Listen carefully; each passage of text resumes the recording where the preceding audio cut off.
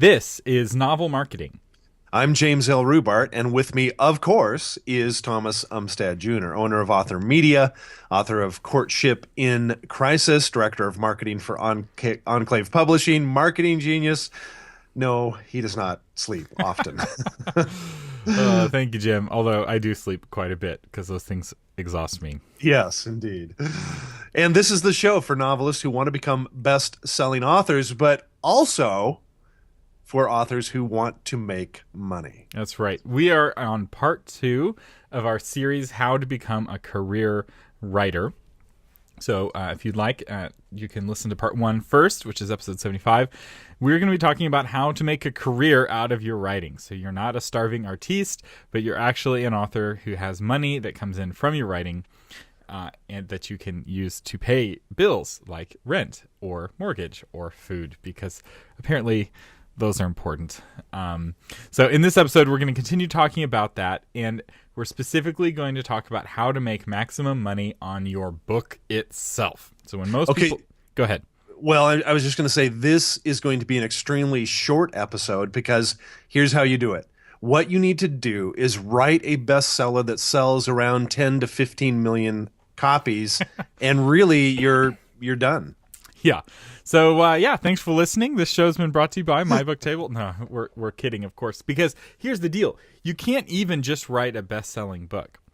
So to get on the New York Times bestseller list, you need to sell around 50,000 copies in a relatively short window. So let's say you write a book and it goes gangbusters for 2 weeks. You sell 50,000 copies. You're on the New York Times bestseller list. And let's say it's traditionally published. So you've sold 50,000 books. Each one of those books you've made 80 cents on, let's say.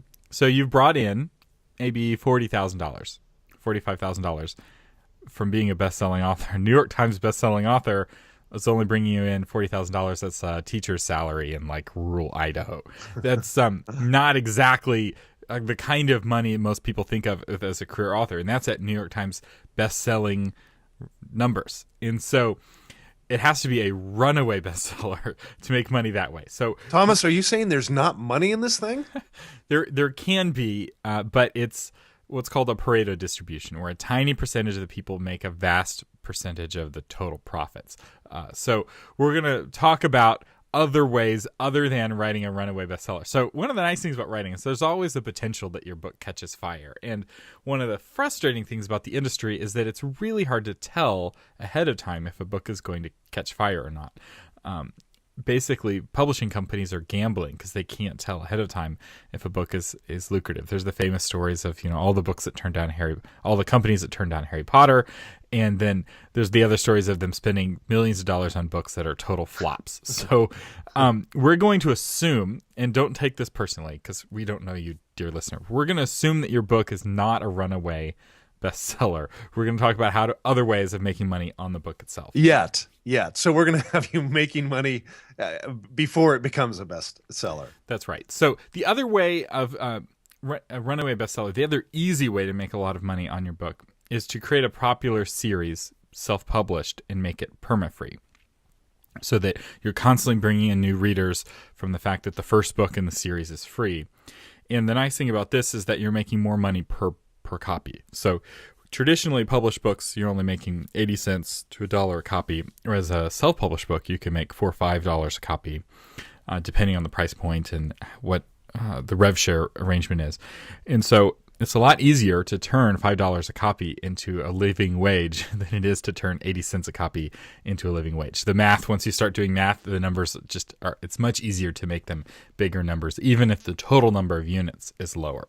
So, Jim, give us some tips on making the most of your book profits themselves. One of the ways is to publish prolifically.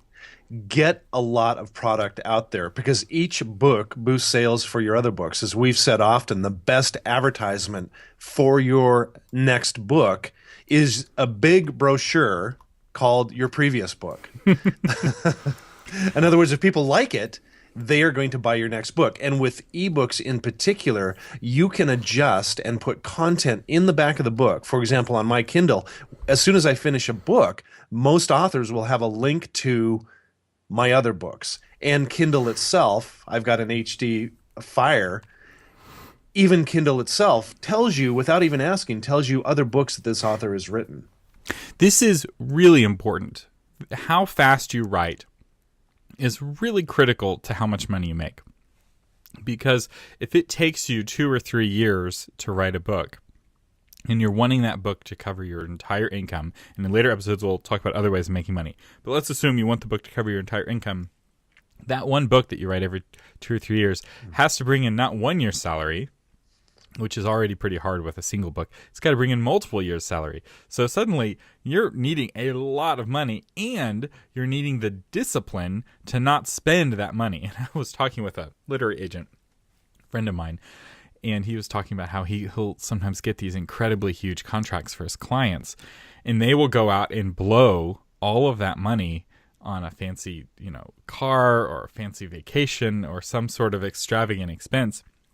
And, a year later or a few months later, they're, begging for more money. It's like, you just got $100,000. What happened to it? And they're like, well, I spent it. What else do you do with $100,000? It's gone. like, oh my gosh, that's not good. You need to save it. So that's one of the benefits of self-publishing, actually, is that you get your money in smaller pieces, so you don't have to be quite so disciplined in the saving. But it really is important to write a lot of books and to write books frequently, so you're not needing each book to do quite so much heavy lifting. And I will say, of the career authors that I know, one of the things that they have in common, the ones who are well-fed, is they're able to write quickly. Often they have a system of outlining stories that they use. Susan May Warren is a good example of this. She has this system that she teaches at My Book Therapy, and she's not paying us to sell this, but I've seen the results from her students, and they're able to create a higher quality book, and they're able to create that book faster, which is so important when it comes to being able to put food on the table.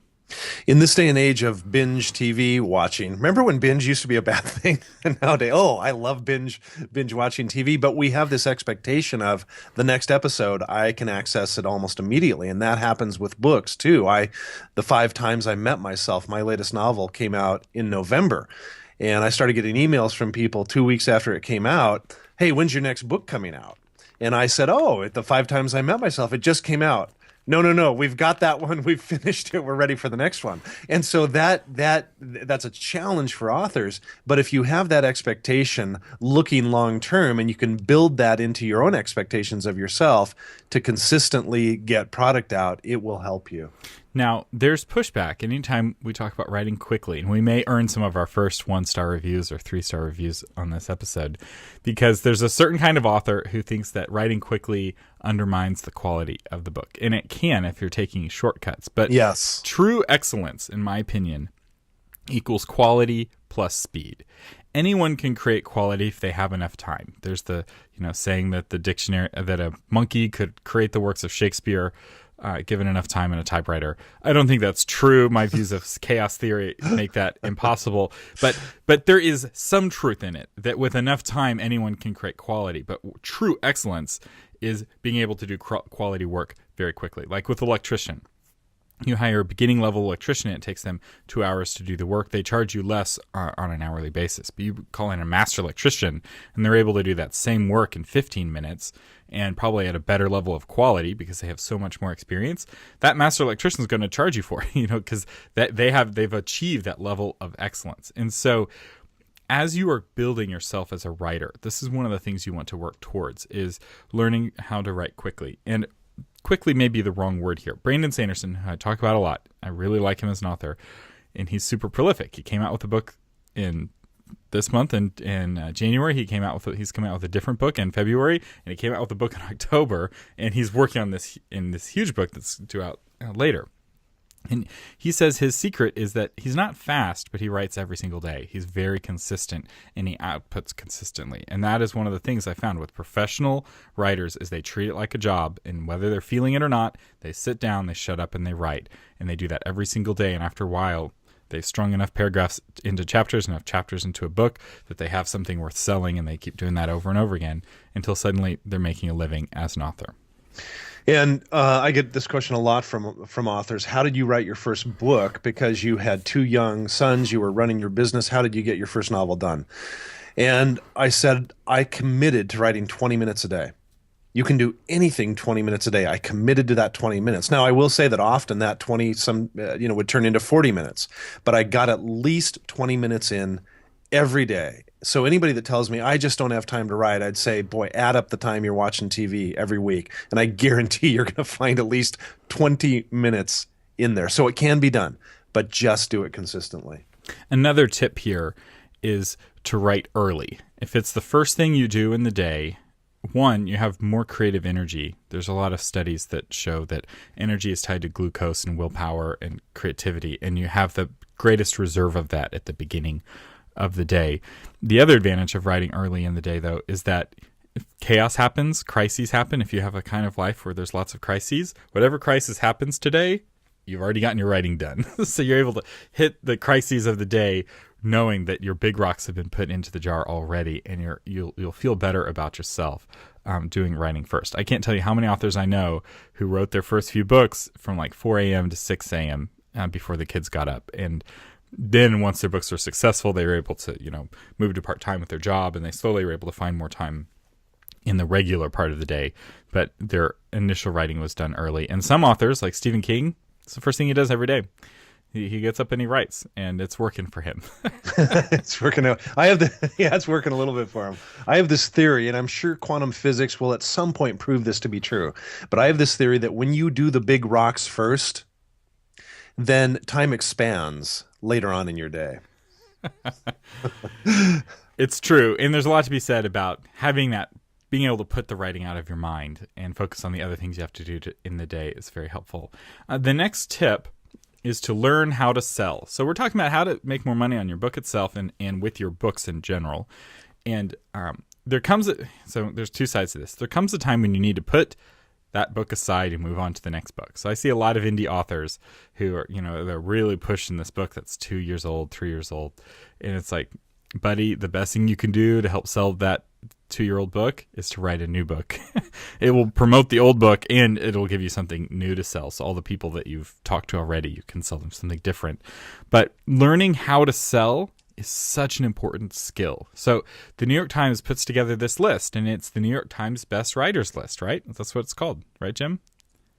That is it. Crickets. No, that's not what it's the New York Times Best ... Sellers list. So learning how to sell, learning how to pitch your book. And I realize this is a bit of a self-serving point because by listening to this podcast, you're learning how to do that. Please stay subscribed. But there are other ways to learn this as well. Investing, go to Barnes & Noble or Amazon.com for those of you in the 21st century and buy a book on sales. Learn how to sell. The best book on sales that I've ever read, I can recommend this, and we'll have a link to it in the show notes, is Go Givers Sell More. It is a non-sleazy way of selling that I really like. I really aspire to this form of sales, and it's very effective. And it's based off the book The Go Giver, which is a short parable, and it's about serving other people through your sales. So it's not about me, it's about them. And if your product's not right for them, you find a product that is, even if it means recommending your competitor, so that in every interaction you're benefiting others. And if that's your approach to sales, one, you'll feel better about it yourself, and two, it's more effective. So it's a win-win. Go Givers Sell More. It's a great book. It really is a great book. And because it's told in parable, it's one of those books using story, and story sticks with people.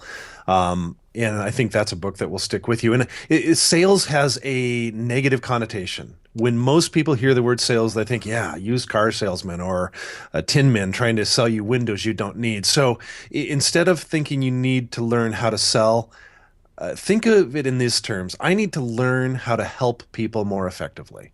And if you do that, the sales will come.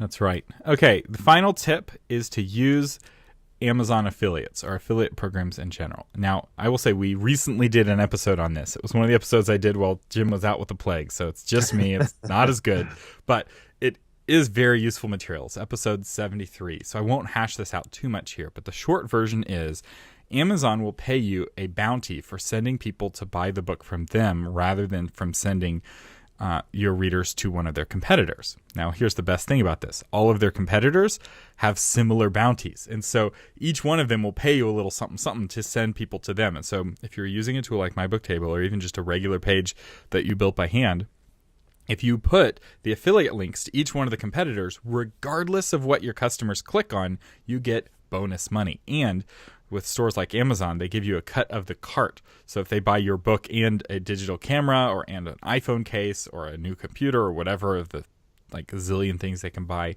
on Amazon, you get a percentage of those items too. So they add your book to their cart, and Amazon's like, you've added this $15 book to your cart. For $10 more, you can get free shipping. And they're like, ooh, I want free shipping. So suddenly they're piling all these things from Amazon into their cart. You get a percentage of all of that. And the same is true for the other stores as well. So I break down the individual affiliate programs, pros and cons, how to sign up for each one in episode 73. I encourage you to listen to that. But for traditionally published authors, often this is the only money they make, especially before their advance is filled out.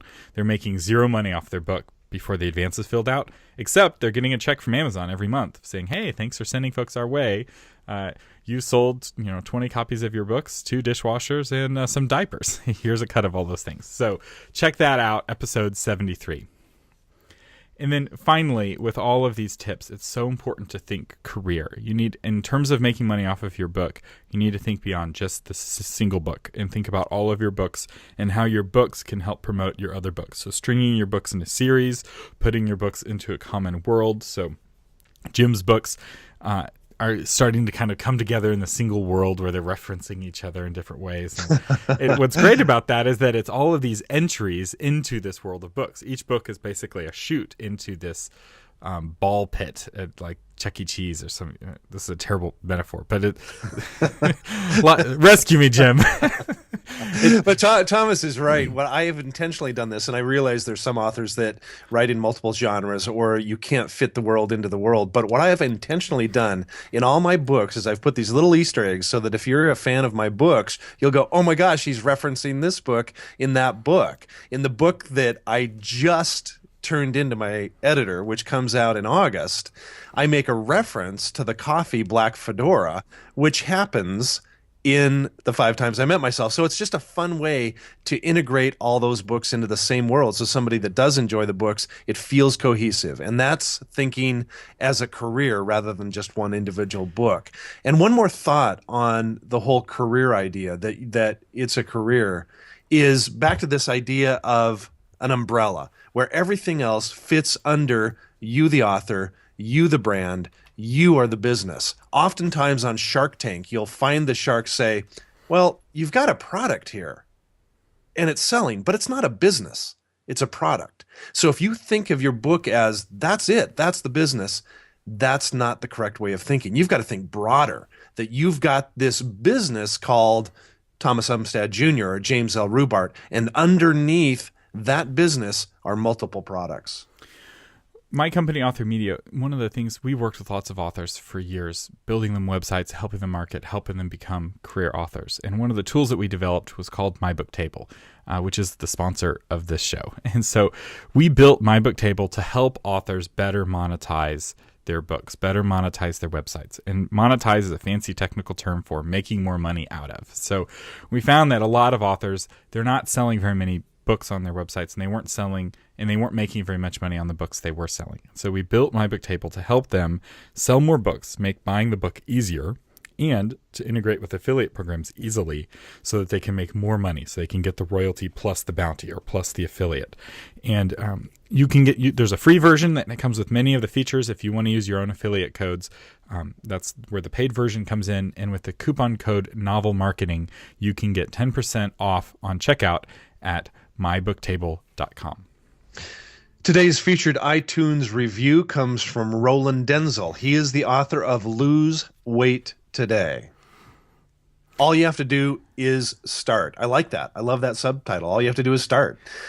Roland says, great stuff. This podcast is gold. All authors should listen to these guys. I love Roland. Thank you, Roland. And Lose Weight Today. That's exactly what I want. So I may be checking out your book. If you want your name featured in a future novel marketing podcast, all you have to do is leave us a review. It can even be a negative review, but we like the positive reviews as well. You can leave us a review at iTunes, and we really appreciate that. You've been listening to James L. Rubart and Thomas Umstattd Jr. on the Novel Marketing Podcast, giving you novel ideas, on how to promote yourself and your writing offline, online, and everywhere in between.